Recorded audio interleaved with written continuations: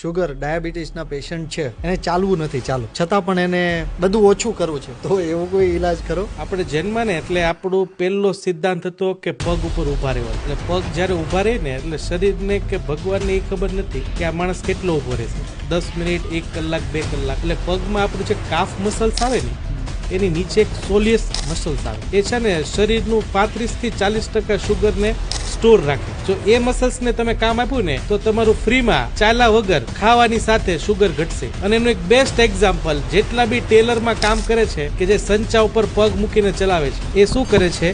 પગને ઉપર નીચે. તો ગમે ત્યારે યાદ આવે તો પગને ઉપર નીચે કરો, એને કહેવાય સોલિયસ પુશઅપ એક્સરસાઇઝ. 30 થી 40 પોઈન્ટ શુગર ઘટાડશે. અને આ અમેરિકન યુનિવર્સિટીમાં ઘણા પબ્લિકેશનમાં પ્રૂવ થઈ ગયું છે, સોલિયસ પુશઅપ એક્સરસાઇઝ. અને ખાસ કરીને જેમાં પછી તો કરો જ, એટલે તમારે કોઈ બી ને ચાલવું નથી તો મહેરબાની કરીને સોલિયસ પુશઅપ જ્યારે બી યાદ આવે